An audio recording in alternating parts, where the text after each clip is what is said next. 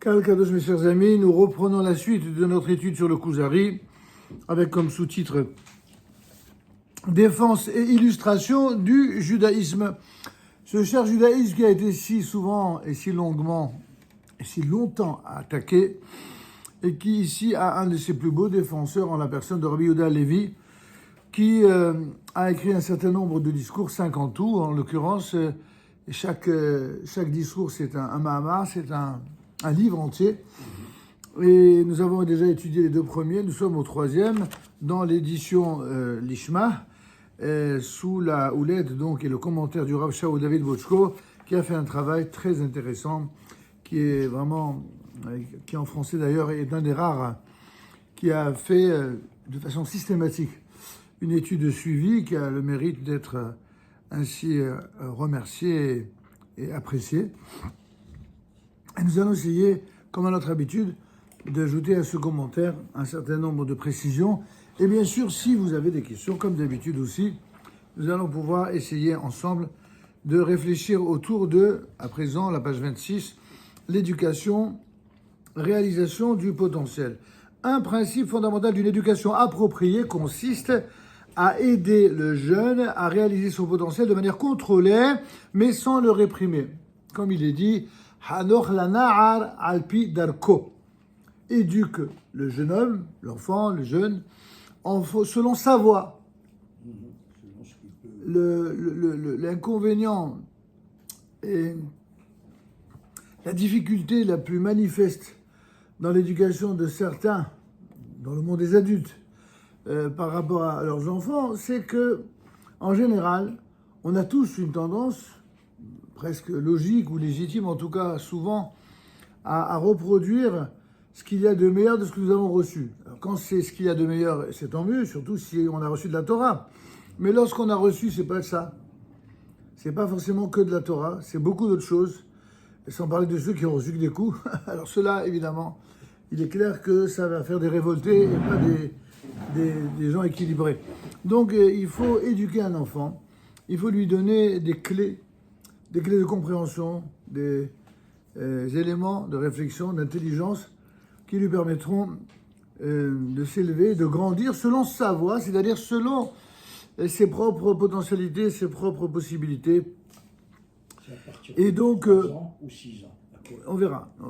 Bon, ça, c'est déjà des questions plus terre à terre. Vous avez raison. À partir de quand l'éducation d'un enfant?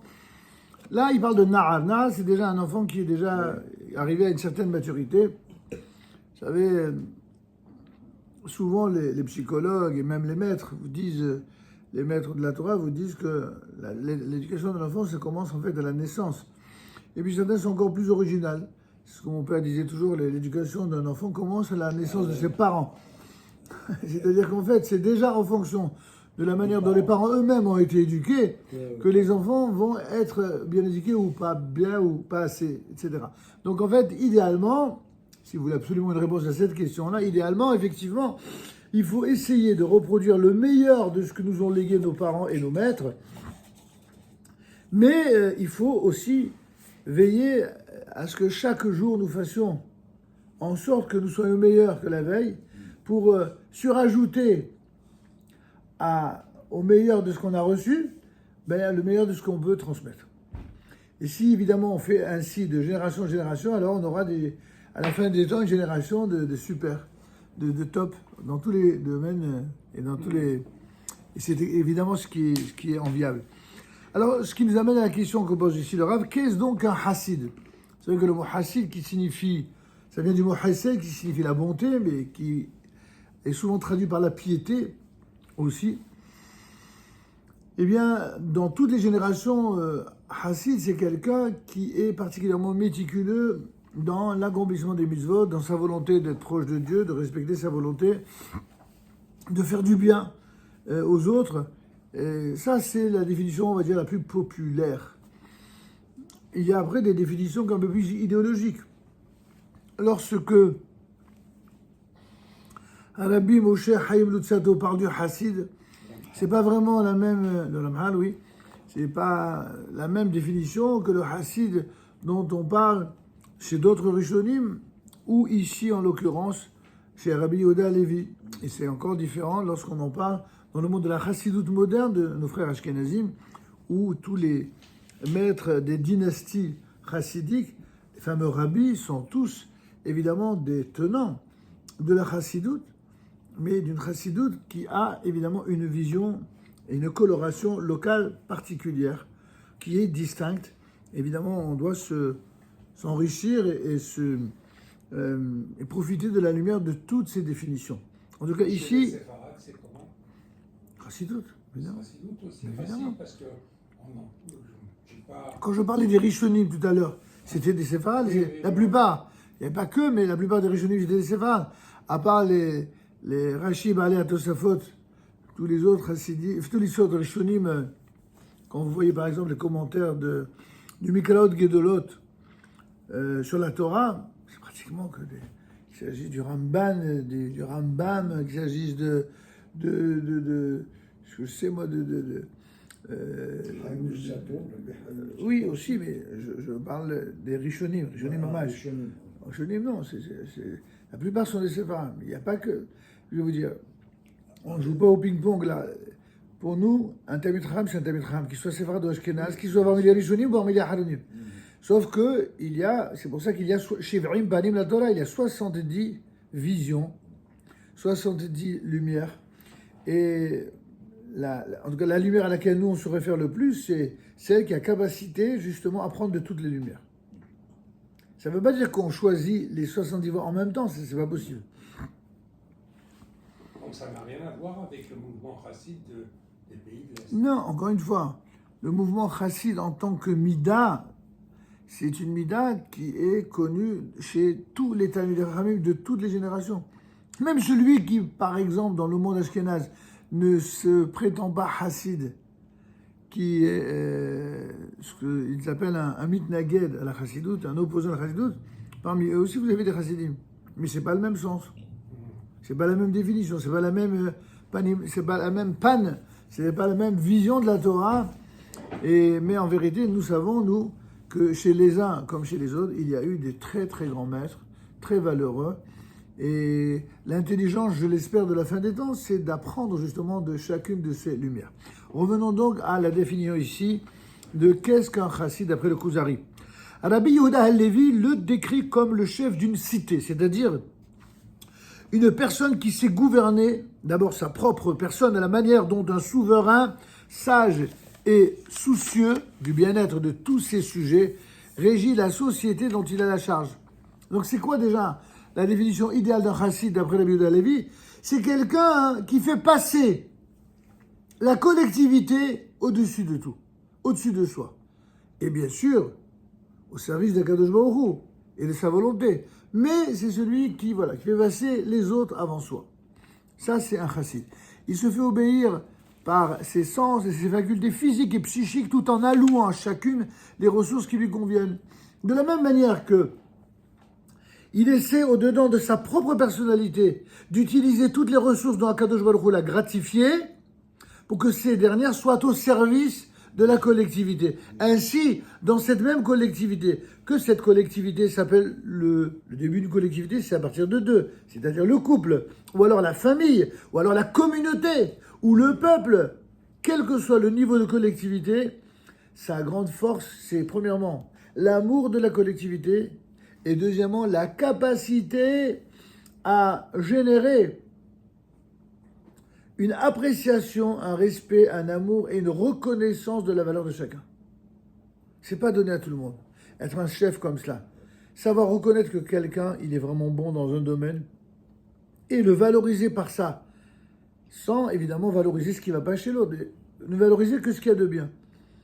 Plutôt que de faire des critiques acerbes, amères ou indélicates, même à l'égard de certains qui sont difficiles à supporter. Même à l'égard de cela, il vaut mieux au moins les mettre en valeur dans ce qu'ils ont de bien pour qu'ils comprennent justement que si des fois on fait des remarques ou des fois on n'est pas d'accord, ça ne signifie pas qu'on n'est pas capable de reconnaître le bien qu'ils incarnent dans ce qu'ils incarnent bien. Au moins ils savent qu'ils sont appréciés pour ça. Mais quand ils ne sont pas appréciés parce qu'ils ne sont pas respectables dans tel ou tel domaine, il faut aussi être capable de le leur faire comprendre, mais pas en public. Pas en public. D'accord? Sauf s'ils vous agressent en public. Ça, c'est... Les marloquettes là-dessus, ça dépend. Quand on est au niveau le plus élevé de la piété, c'est-à-dire que même dans ce cas-là, on laisse courir. Il faut être du niveau. Il faut être du niveau d'accepter que quelqu'un vous humilie en public et de ne pas réagir. Il y a des gens, des grandes sadikim qui sont capables de cela. Mais le mieux, c'est d'essayer. Il peut vous faire des futurs clients. Là. Il travaille pour vous. Oui, il travaille, je vois. Alors, on continue si vous voulez bien. L'homme est composé de corps et d'esprit. Il a donc des besoins corporels, n'est-ce pas, et des besoins spirituels, mais aussi intellectuels. Il ne convient pas qu'il néglige l'un quelconque d'entre eux. Il doit manger et boire, il doit étudier et prier, il doit jouer et faire de la musique. Il doit aimer, fonder une famille. S'il réussit à faire place à tous ses besoins, alors il parvient à un équilibre parfait de toutes ses facultés. Le long paragraphe 5 que Rabbi Yehuda Halevi consacre à cette inscription mérite d'être lu attentivement et en entier, et il ne nécessite pas de laborieux commentaires, dit le Rav Bochko ici. Outre le contrôle que l'homme doit exercer sur lui-même pour mériter, selon Rabbi Yehuda Halevi, le titre de Hassid, il existe encore un autre facteur non moins important à ses yeux. Chaque faculté doit recevoir la juste part qui lui revient. C'est un principe fondamental de l'éducation qui, malheureusement, est souvent ignoré de beaucoup et beaucoup aussi se trompent à son sujet. Tous ceux qui, en effet, dit le Rav ici, ont affaire à des lycéens, ils se heurtent régulièrement à des situations désagréables. Les jeunes gens sont souvent impulsifs, c'est, dit-on, l'âge qui veut cela. Jeunes gens et jeunes filles qui font, entre guillemets, des bêtises, qui expérimentent toutes sortes de choses qui ne sont pas forcément recommandables, en tout cas qui sont prohibées, et qui font des choses dont ils savent eux-mêmes qu'ils ne devraient pas les faire, alors même qu'ils les font. Vous allez me dire, ce n'est pas l'apanage des jeunes. Vous avez des personnes qui ne sont pas si jeunes que ça, et qui continuent à agir de la sorte. Ils savent que c'est pas bien, ils continuent. Ils ne changent pas. Au moins, un jeune, il a pour lui, au moins la libye d'être jeune. Mais quand quelqu'un, il a déjà passé 50 ans, 60 ans, 70 ans, et qui continue, là, c'est déjà plus problématique. Ils éprouvent tout simplement le besoin de se défouler, de se tester, de vérifier les limites, de délester le trop-plein d'énergie, en un mot, de vivre. Il n'existe pratiquement aucun adolescent, aucune adolescente qui n'ait pas fait à cet âge-là des choses qu'il ou elle a regrettées plus tard, qu'il ait été surpris et sanctionné ou tout simplement qu'il les gardait au-dedans de lui-même. Tout éducateur responsable de jeunes gens, de jeunes de cette tranche d'âge, doit savoir qu'ils éprouvent des pulsions particulières et inévitables. Il nous est quasiment impossible de les empêcher de faire ce qu'ils font, sauf lorsque, évidemment, ils ont un potentiel exceptionnel et une éducation encore plus exceptionnelle. On ne peut pas exiger d'un jeune d'une dizaine d'années, par exemple, de rester assis toute la journée et d'étudier. On va l'encourager, on va lui donner l'exemple, mais alvaille que les plus âgés en soient capables. Ce n'est pas dans sa nature, un enfant, et seule une petite minorité en est capable sans se faire du tort. Mais il y a plus grave. Il arrive souvent que des jeunes gens poursuivent leur éducation dans un cadre rigide ou qu'ils s'imposent à eux-mêmes des lignes rouges d'une grande sévérité. Et le résultat étant qu'ils passent à côté de leur jeunesse. C'est en tout cas ce qu'ils croient. Il est libre, hein, dans ce cas-là. Il ne s'autorise... Mais non, il est en train d'expliquer un fait. Excusez-moi. Le Rav est en train d'expliquer une réalité humaine et sociologique, mais que tout le monde sait aujourd'hui. Il fut un temps où c'était pas, on va dire, politiquement correct dans les milieux orthodoxes, religieux, de dire des choses comme ça, c'est vrai. Mais quand on voit justement ce que ce monde-là a généré en son sein, quand on a vu que le nombre de gens qui étaient de parents, de grands-parents, d'arrière-grands-parents religieux, moi je ne connais pas, dans mon enfance, quand je rencontrais quelqu'un de la synagogue, il me disait toujours mon père, il était rabbin, ou mon grand-père, ou mon arrière-grand-père était rabbin. Au début, je croyais que c'était des raconteurs de blagues. Mais mon père, il m'a dit non, mon fils, reprends-toi. C'est faux. Quand ils te disent que son grand-père ou son arrière-grand-père était rabbin, il ment pas. C'est que pour lui, qui malheureusement s'est quelque peu détourné ou a fait même, disons, s'est éloigné de la Torah et des mitzvot, alors il voit son grand-père, l'image de son grand-père, comme étant une image de quelqu'un de pieux qu'il appelle rabbin. Peut-être qu'il en fait plus que la vérité, mais très souvent, disait mon père, il ne mente pas. C'était vraiment des gens qui étaient d'une telle piété, il les appelait Rabbi parce qu'ils le méritaient. Ils étaient vraiment des gens qui étaient des personnalités honorables et vraiment dignes d'exemple, d'exemplarité. En tout cas, c'est pour ça qu'il les traitait ainsi. Donc, on parle d'une autre génération. En tout cas, dans notre génération, il est vrai que dans une génération où tout est mis à nu au sens propre comme au sens figuré. Dans le mot des idées, n'en parlons pas avec l'explosion des réseaux sociaux. On a des jeunes gens, par exemple, ceux qui sont nés les 20 dernières années. Mais moi, je vois, ça n'a absolument aucun rapport avec les jeunes qu'on a connus à leur âge. Complètement changé. Aucun rapport. C'est pas les mêmes critères de réflexion, c'est pas les mêmes. Il y a des choses qui étaient évidentes pour nous, en raison de l'éducation reçue, qui ne sont pas du tout évidentes aujourd'hui. Et celui qui n'a pas de sagesse, de retenue, et aussi de distance minimale sur le plan intellectuel, et même sur le plan spirituel, pour comprendre cela, alors il aura un problème dans sa propre émouna. Waouh!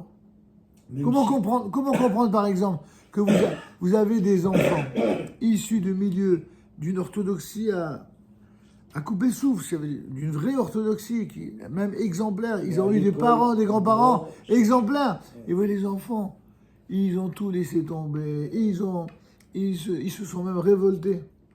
Pourquoi? Parce qu'ils ont mal vécu. Parce qu'à un moment donné, je pense que la distance qui existe entre la transmission des valeurs qui se veulent idéales et le monde, l'environnement, qui incite toujours dans la société à une remise en question. Les copains, les machins. Oui, mais pas besoin des copains. La vérité, ça peut être les copains, comme vous dites, mais il suffit aujourd'hui, quelqu'un, il peut rester H24 ou H15, n'est-ce pas, sur les réseaux sociaux, sur TikTok ou Facebook et compagnie. Il a ni maître, ni père, ni rien. Il a que l'influence de l'univers tout entier, avec tous les travers. Vous allez me dire qu'il y a aussi la Torah, Chazak. Oui, heureusement. Heureusement qu'il y a cela. Il y a même aussi des filtres, Baruch Hashem, qui existent pour justement essayer d'encourager. C'est ce que nous faisons avec nos enfants et nos élèves. On essaye de faire cela. Mais une fois encore, le meilleur filtre, c'est la capacité à se battre. Toujours. De la même manière qu'il faut apprendre depuis tout jeune à se battre contre les ennemis d'Israël, à se battre contre les différentes formes d'antisémitisme, il faut apprendre à se battre contre le mal, y compris à se battre contre son propre mauvais penchant. Et ça, c'est un entraînement quotidien qui démarre dès le plus jeune âge, surtout dès qu'on est en âge suffisamment mieux pour le faire, jusqu'au dernier souffle de son existence. Et donc, c'est pour ça que je réagis à votre remarque qui est juste. Mais ce qu'il dit le Rav, c'est pas du tout par laxisme, c'est tout simplement par réalisme intelligent. Il arrive souvent que des jeunes gens poursuivent leur éducation dans un cadre rigide ou qu'ils s'imposent à eux-mêmes des lignes rouges d'une grande sévérité, mais malheureusement, ils n'ont pas la force de caractère, ils n'ont pas eux-mêmes reçu à la base l'éducation qui les rende forts. Vous savez, quand une mère a dit à son fils depuis la naissance que c'est le plus beau, Elle a raison. oui, elle a raison. Le problème, c'est quand le fils il commence à le croire. S'il n'y a pas un père pour donner aussi un enseignement avec un contenu, c'est un problème. C'est qu'à un moment donné, il voit que la vie, elle n'est pas aussi belle que ça. Et que ceux qui sont autour, ils ont une tendance à... Quand une mère, elle dit que tu es le plus beau, mais elle est sincère, la mère. Elle n'a aucun intérêt autre que l'amour de son enfant. Tandis que quand dans la société, quelqu'un vous fait des compliments, c'est soit qu'il attend quelque chose de vous, soit qu'il essaye de vous faire tomber. Donc ça, il faut faire attention. Il ne faut pas fragiliser quelqu'un. Le résultat donc étant qu'ils passent à côté de leur jeunesse. Ils ne s'autorisent aucune marge de liberté, vivant sous pression sans jamais laisser, entre guillemets, la vapeur s'échapper. Je reprends les propos du Rav. Les pulsions et les tendances ne trouvent jamais à s'exprimer et sont profondément refoulées. Certains adolescents manifestent, par exemple, une forte attirance pour l'abstinence et l'ascèse et pour le dévouement à l'étude. Mais c'est vrai que des étudiants comme ça, il en existe aussi. C'est une minorité, mais on dit waouh, kol hakavod. Seulement voilà, dans de nombreux cas, cela ne correspond pas vraiment à leur nature et ne procède pas d'une volonté authentique de leur être profond. Ce refoulement peut avoir par la suite de graves répercussions et l'élévation artificielle peut avoir pour conséquence une chute catastrophique. Ces adolescents arrivent à l'âge de 30 ans, à 35 ans. Ils ont bien sûr fondé une famille lorsque l'énergie juvénile, si longtemps contenue, explose soudain et réclame son dû. Elle a un besoin irrépressible de s'exprimer et les dommages sont incalculables. Il est des personnes d'âge mûr qui perdent leur famille et leur travail seulement parce qu'elles ont refoulé leur pulsion d'adolescent qui à présent les submerge. Et tout cela, évidemment, est en vérité bien connu. Le grand secret de l'éducation consiste à savoir quand permettre à ces forces de s'exprimer, éventuellement de quelle manière, comment les encadrer, comment leur donner un espace de liberté. C'est très difficile, c'est ça la chose la plus difficile dans l'éducation. Comment ne pas étouffer quelqu'un, comment lui donner un espace de liberté, mais tout en lui donnant quand même un cave, c'est-à-dire une orientation, c'est ça la difficulté. Sinon, quelle difficulté il y aurait à éduquer un enfant?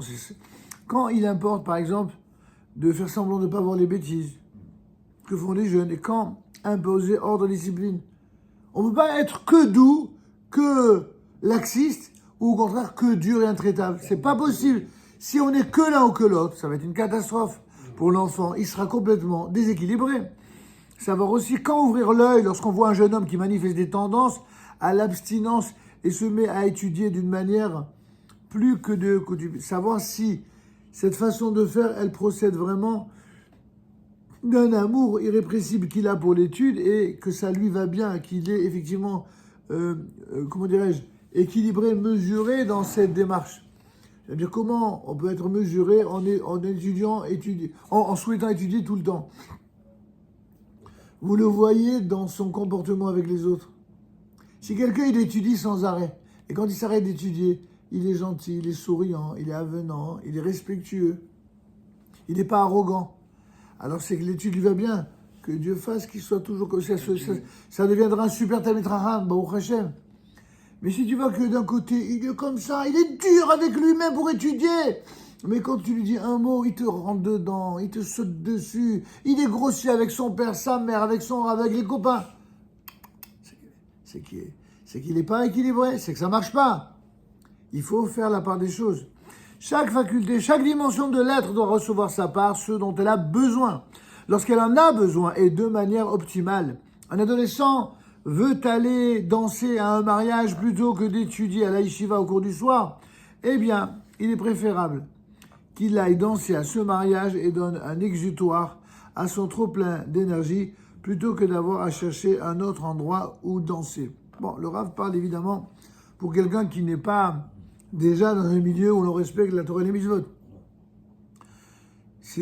Sauf s'il va danser, mais il va danser dans un milieu autorisé, où la danse, c'est pas une perversion, c'est pas une boîte de nuit. D'accord ? Un bon éducateur, doit accompagner ses poulains, entre guillemets, et être attentif à leurs besoins dans tous les domaines. Donc ce que veut dire le Rav, qui vous avez raison, est exprimé d'une manière profondément moderne finalement, parce que lui-même, le Rav est un Rav de la génération. C'est évidemment, c'est du bon sens. C'est de la réflexion, c'est aussi de l'expérience. Le Rav a vu autour de lui, il a vu des gens qui étaient de bonnes familles ou de bonnes personnes, mais ils ont tout simplement craqué, ils ont fait n'importe quoi. Et donc, il a vu qu'il était nécessaire d'eux.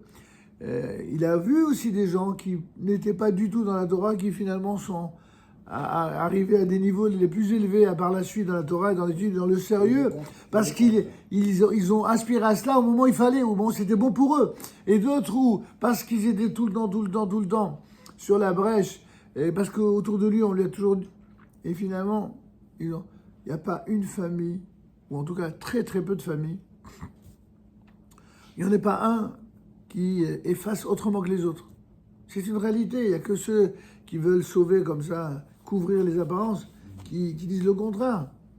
Il y a des exceptions, tant mieux, pour ceux qui ont des exceptions où tout le monde est parfait, Baruch Hashem.